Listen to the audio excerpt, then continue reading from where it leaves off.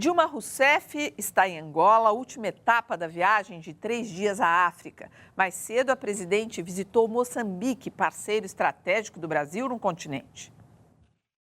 Na capital, Maputo, Dilma participou da cerimônia em memória aos 25 anos da morte do ex-presidente e líder da independência do país, Samora Machel. Depois, ao lado do presidente Armando Guebuza, ela se encontrou com investidores e defendeu as parcerias entre os dois países. Moçambique, ex-colônia portuguesa que se tornou independente em 75, tem acordos com o Brasil nas áreas de saúde, energia, logística e minerais. Só a Vale, que explora carvão mineral, deve investir cerca de 4,5 bilhões de dólares no país africano. Ontem a gente comentava aqui que esse olhar para a África é super interessante e para o Brasil, e se falava aqui até de uma nova colonização chinesa na África. Como é que vocês avaliam essa visita da presidente, o movimento dela todo aí, agora em Moçambique, por exemplo? Não, é interessante que ela esteja em Moçambique. Moçambique é o país que acredita-se que mais vai crescer no ano que vem, em toda a África. Então, é um país... e o Brasil tem relações importantes, comerciais, uma relação bastante estreita, com investimentos econômicos, sociais, diversos. Com Angola também, né? Angola, no entanto, tem aí uma questão política delicada, né? O atual presidente Santos está no poder desde 79, um problema grande de não respeito às leis democráticas, é um regime complicado. Então, a Dilma visitou esse país e não se manifestou sobre os problemas internos, o que é uma postura diplomática, assim, de relação bilateral. Elegante, mas... talvez, ela falar sobre... visitando. Angola é um país que tem uma riqueza enorme com o petróleo, enquanto Moçambique é um dos países mais pobres da África. Mas a Aline falou que é o país que mais vai crescer, não é? O governo brasileiro tem dá grandes apoios a Moçambique, financia desenvolvimento da educação e colabora muito com todas as necessidades que Moçambique tem para resolver na sua estrutura como Estado. O Angola já é diferente. Angola tem recursos próprios e os nossos interesses lá têm em vista o mercado do petróleo. E aí nós temos excelentes relações. E depois que se acertaram no petróleo, acabou a guerra. E acabou a guerra, hoje Angola é um país que se desenvolve pelas próprias pernas. Foram quase 30 anos de guerra civil na Angola, né? Com Estimulada pela União Soviética de um lado, pelos Estados Unidos do outro, para ver quem ficava com o botinho do petróleo. Gente, só uma informação aqui que o J. Campos passa para a gente, ele sempre muito antenado e atualiza aqui com informações de última hora, 120 mil pessoas nas ruas de Atenas contra medidas do governo. Puxa vida, hein? Olha, tem uma pergunta aqui para você, Arline, que é o Ângelo. Ele fala assim, professora, a negociação de ontem, né, entre Israel, que houve a entrega do rapaz israelense, ele pergunta, isso significa que um israelense vale por 1.027 palestinos? Que foi essa troca, para quem não acompanhou a notícia. Não, de forma alguma. Isso só mostra que existem 1.027 palestinos nas prisões israelenses e só existe um israelense nas prisões palestinas. Aliás, bem mais do que isso. Existem milhares de presos políticos palestinos nas prisões israelenses ainda, né? Eu estava falando aqui em 9 mil presos ainda.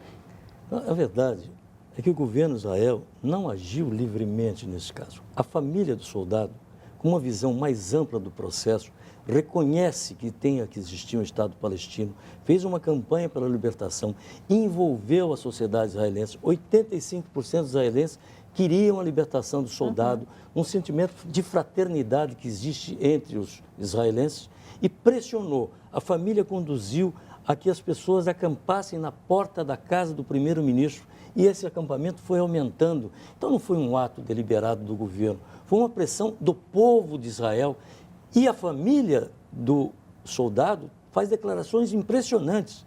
Eles querem que isso sirva para estabelecer vínculos que levem à paz. E o rapaz mais mesmo importante. Ontem falou, ele disse. O preso disse, porque ele conviveu com os palestinos, foi tratado por eles, bem tratado, e sabe que eles são tão humanos e têm tantos direitos quanto ele. E no final das contas, quem sofre com a situação são as pessoas dos dois lados. Né? Aliás, são as grandes vítimas deste processo de ocupação militar, que são os jovens de ambos os lados. Os bombardeios em Gaza, que mataram mulheres, crianças, jovens, e as ações da ação revolucionária dos palestinos, que procuram, Agora, através de todas as formas, recuperar o seu território. Aqui eu vou ter que fazer um pouco o papel do Vila um instante, né? Bom, estão dizendo aqui no Twitter que o Ayrton Soares não é o mesmo sem o Marco Antônio Villa, que é o parceiro dele das segundas-feiras. Porque aqui o que eu vou discordar um pouco aqui nessa linha é porque a gente tem que tomar cuidado, sim, ambos sofrem dos dois lados, mas a gente tem que tomar cuidado em estabelecer que aqui tem uma situação que é a ocupação israelense dos territórios palestinos. Quando a gente começa a falar dos dois lados, ambos sofrem, dos dois lados há vítimas, dos dois lados há injustiça, a gente esquece que há um problema. Primeiro, que é a ocupação israelense dos territórios palestinos de Gaza e Cisjordânia, é uma ocupação ilegal, segundo a ONU, a lei internacional, e essa ocupação que dura mais de 40 anos é que gera uma resistência palestina para acabar, uma resistência de libertação nacional, para acabar com essa ocupação. Então, sem igualar os dois lados, concordo, todos estão sofrendo nesse processo. Eu acho que a professora coloca muito bem, está correto, eu assino embaixo. Na verdade, se não houvesse ocupação militar, não haveria nenhum tipo de problema, entre aspas. Aliás, eu aprendi com o avô da Lâmia, só para terminar, um velho de 90 anos que me disse lá em Derbalut, o seguinte, eu não entendo isso, os meus amigos de infância eram todos judeus em Haifa. Pois é. O que aconteceu? O exército turco invadiu o Iraque depois que rebeldes curdos mataram 24 soldados e feriram outras 18 pessoas no sudeste da Turquia.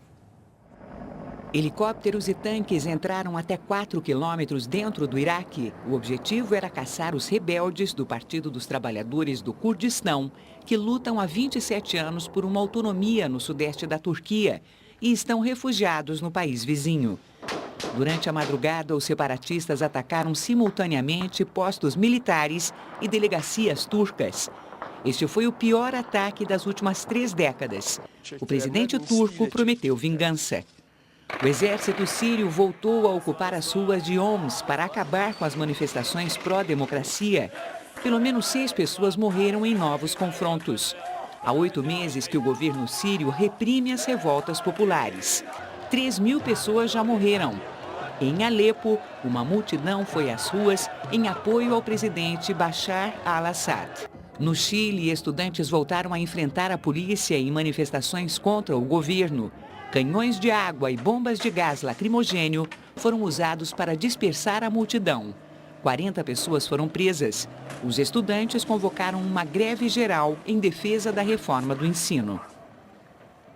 Bom, com esse giro internacional, a gente encerra a edição de hoje. Eu quero agradecer a presença de vocês, as mensagens carinhosas aqui no Twitter. E o nosso boa noite especial de hoje vai para o casal mais famoso da França, Nicolas Sarkozy e Carla Bruni. O presidente e a primeira-dama acabam de ganhar uma filha ainda sem nome. O bebê nasceu em uma clínica no centro de Paris. A mãe, que é cantora, provavelmente não vai ter trabalho para embalar aí o sono da herdeira. Uma boa noite a todos e até amanhã. On me dit que nos vies ne valent pas grand-chose, elles passent en un instant comme